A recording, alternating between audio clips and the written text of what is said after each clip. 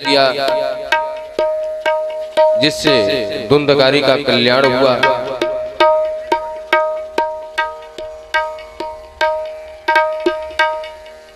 आज कथा प्रसंग में हम लोग सृष्टि वर्णन की कथा श्रवण करेंगे। धुंधकारी प्रेतात्मा है, प्रेत योनि में है। कथा प्रारंभ हुई तो ऐसा कहा जाता है कि हवा का कोई झोंका आता, हवा तेज आती तो धुंधकारी वहां से उड़ करके दूर चला जाता है। कथा प्रांगण में रखा हुआ एक 7 गांठ का बांस था।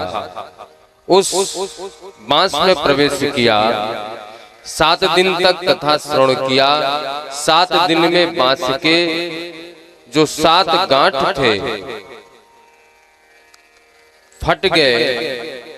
वह बांस कुछ और नहीं अपितु हम और आपका, हमारा और आपका शरीर है। शरीर में 7 ग्रंथियां होती हैं। ग्रंथियां मतलब जो हड्डी का जोड़ है, घुटना, कंधा, कमर आदि। ये जो मोह माया का बंधन है, जब तक यह बंधन लगा है तब तक प्रभु के भक्ति की प्राप्ति नहीं हो सकती। इस बंधन को खोलने का एक सरल उपाय है, या अविद्या रूपी जो बंधन हमारे ज्ञान रूपी चक्षु को बांध रखा है या ओझल कर रखा है, उस बंधन को काटने का सरल मात्र एक उपाय है सत्संग रूपी तलवार। क्योंकि बुद्धि को किसी अस्त्र से शस्त्र से नहीं मारा जा सकता। बुद्धि को, जो विकारिक बुद्धि है, उसको यदि समाप्त करना है, उसका वध करना है, तो एकमात्र उपाय है सत्संग रूपी तलवार, जिसके माध्यम से हम अपने मस्तिष्क में उपजे अविकार रूपी बुद्धि का नाश करके भगवान के चरणों में सद्बुद्धि को लगा सकते हैं। धुंधकारी ने कथा श्रवण किया। जो जिस प्रकार कथा श्रवण करता है उसको उस प्रकार का फल प्राप्त होता है। स्वार्थ लगा के कथा सुनने से स्वार्थ की पूर्ति तो होती है, लेकिन भागवत प्राप्ति नहीं होती। भागवत प्राप्ति के लिए निस्वार्थ कथा श्रवण करना चाहिए। क्योंकि भगवान हमारे पिता हैं।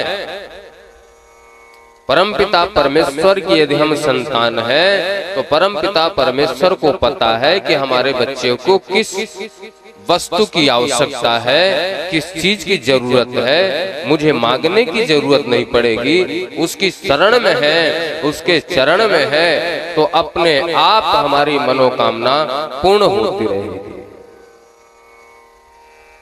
इसलिए किसी से मांगना नहीं चाहिए, अपितु भगवान से भी मांगना नहीं चाहिए। प्रार्थना करना चाहिए कि आपकी कृपा हो जाए। आपके चरणों में भरत जी से किसी ने कहा कि भैया आपको गद्दी मिल रही, राज्य गद्दी मिल रही, क्यों नहीं ले लेते, विराजमान हो जाइए। आपको चाहिए क्या, जिस वस्तु की आवश्यकता है वो बताएं। तो भरत भैया ने बड़ी अच्छी बात कही, अर्थन धर्मन काम रुचि गति न चहो निर्माण, जन्म जन्म रति राम पद यह वरदान। हमें यदि किसी वस्तु की आवश्यकता है तो राम जी के चरणों में प्रेम हो जाए, राम जी के चरणों में प्रीति हो जाए, राम जी से स्नेह हो जाए, राम जी के चरणों का आश्रय मिल जाए। इसके अलावा किसी वस्तु की आवश्यकता नहीं। किसी ने कहा श्रीमद् भागवत महापुराण की कथा कब तक सुननी चाहिए, इसको सुनने से क्या मिलता है? यह कैसा फल है जिसका रस, जिसका रसायन हम अपने कानों के माध्यम से ग्रहण करते हैं।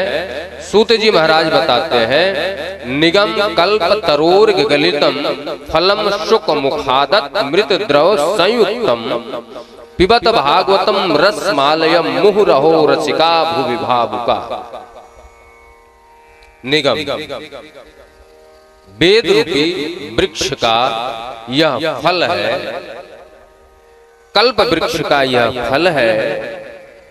जैसे किसी फल को, अमरूद के फल को यदि सुक तोता यदि मुख लगा दे तो वह फल मीठा हो जाता है। उसी प्रकार सुखदेव जी महाराज के मुख से वर्णन होने के कारण यह कथा अति मीठा स्वादिष्ट है। इसका रस हम लोग मुख के माध्यम से नहीं अपितु कान के माध्यम से ग्रहण करें या श्रवण करें। कब तक? पिबत भागवतम रसमालयम। ऐसा नहीं कि एक बार कथा सुन लिया हो गया, दो बार सुन लिया हो गया। आलयम मतलब ये शरीर रूपी घर, घर रूपी जो ये शरीर है, जब तक ये शरीर है और इसमें प्राण आत्मा है तब तक आप कथा का श्रवण करते रहिए। अंत समय तक कथा मिले तो कथा से दूर मत रहिए। मुँह रहो रसिका भुवि भावुका। एक रसिक संत की तरह, एक रसिक भक्त की तरह नित्य नूतन भगवान गोविंद की कथा अपने जीवन में सुनते जाइए। सुनते सुनते ही गोविंद के धाम को चले जाइए। यही मनुष्य तन का लक्ष्य है। क्यों? क्योंकि यह कथा धर्म प्रोज्झित कैतवोत्रो परमो नित मत्सराणाम धनम।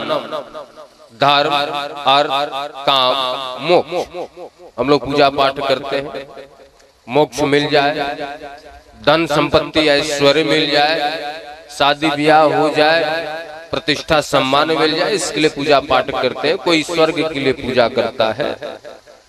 लेकिन यह कथा धर्म, अर्थ, मोक्ष, काम से ऊपर की गति अर्थात इस मृत्यु लोक से छुटकारा देने वाली है, शिवदम कल्याण करने वाली है, तापत्रयोन्मूलनम तीनों प्रकार के ताप को नाश करने वाली है। क्योंकि श्रीमद् भागवत महापुराण की कथा कोई साधारण कथा नहीं है। श्रीमद् भागवते महामुनि कृते किंबा परैरीश्वर। महामुनि व्यास जी महाराज द्वारा रचित, सुखदेव जी महाराज द्वारा वर्णित यह कथा है।